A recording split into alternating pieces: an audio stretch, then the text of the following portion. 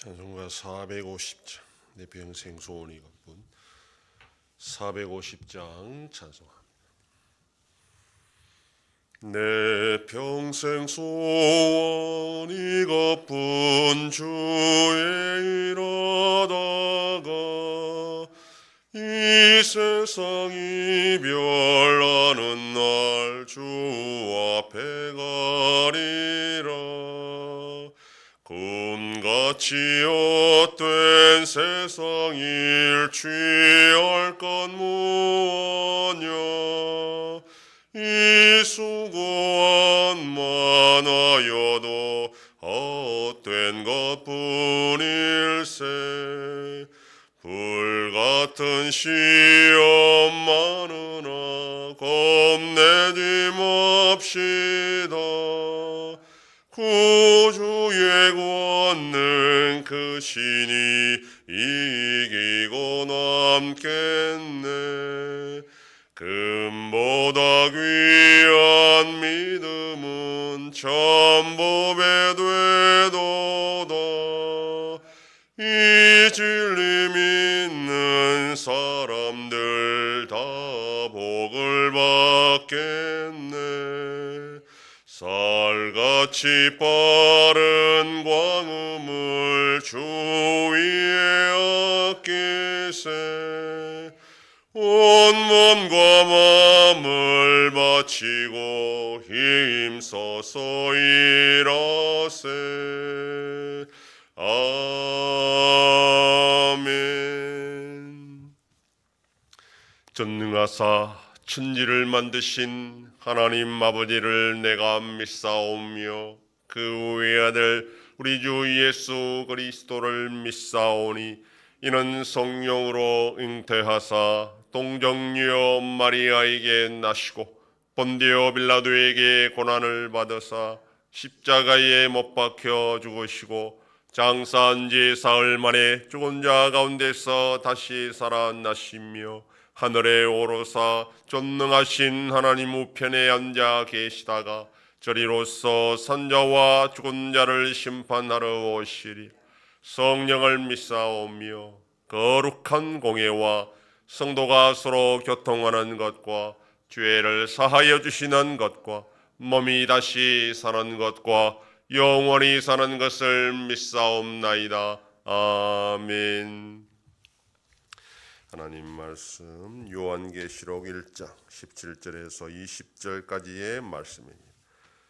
신약성경 400페이지. 요한계시록 1장 17절로 20절 말씀 한 절씩 교독합니다. 내가 볼 때 그의 발 앞에 엎드러져 죽은 자같이 되매 그가 오른손을 내게 얹고 이르시되 두려워하지 말라. 나는 처음이요 마지막이니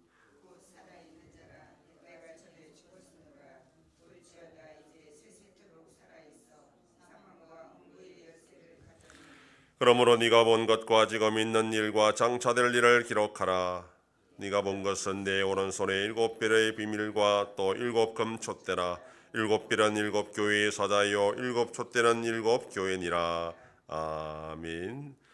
본문은 영광스러운 주님을 만난 요한의 반응과 주님께서 요한에게 사명을 주시는 내용입니다.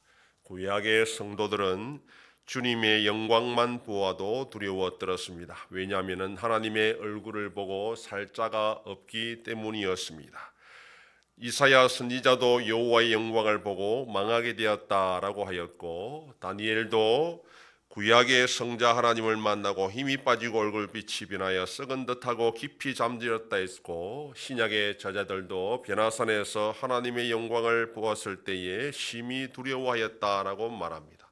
사도 요한도 마찬가지였습니다. 비록 예수님의 사랑받는 제자였지만 부활 성천하여 영광 중에 계신 예수님을 만났을 때는 더 이상 예전의 그런 예수님이 아니었습니다.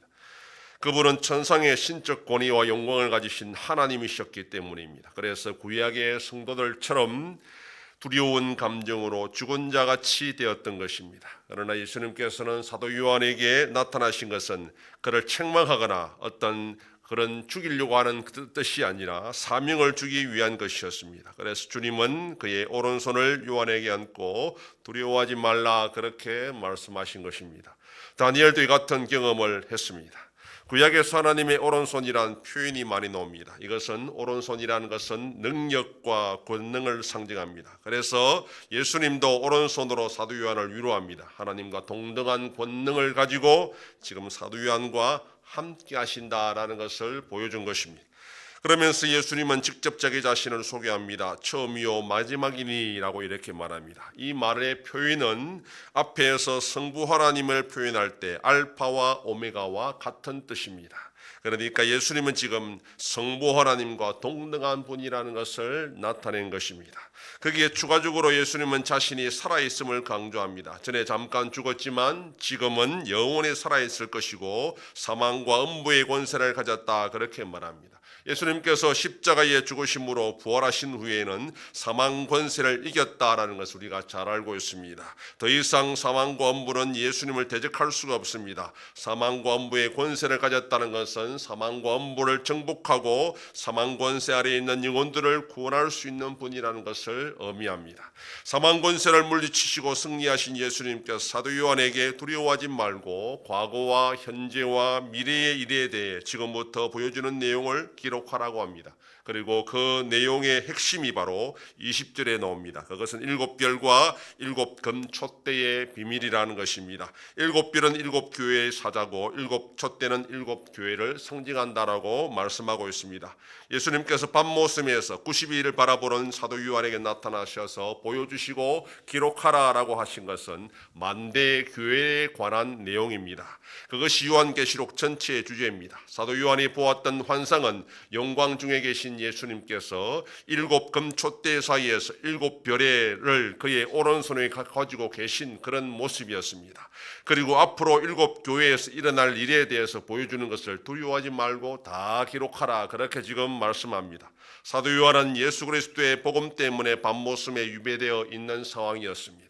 그리고 교회의 운명은 마치 풍전등화 같은 그런 상황이었습니다. 금방이라도 역사에서 사라질 것 같았습니다. 그런데 영적인 눈을 뜨고 보니 예수님께서 능력의 오른손으로 그 교회를 지금 붙잡고 계셨던 것입니다. 예수님께서 공생의 기간 중에 제자들에게 예수님 자신의 교회를 세우실 것인데 음부의 권세가 이기지 못할 것이다 그렇게 말씀했습니다. 교회는 성도가 지키는 것이 아니라 예수님이 지킵니다. 사망과 음부의 열쇠를 가지신 예수님께서 그의 오른손으로 교회를 붙잡고 계시기 때문입니다.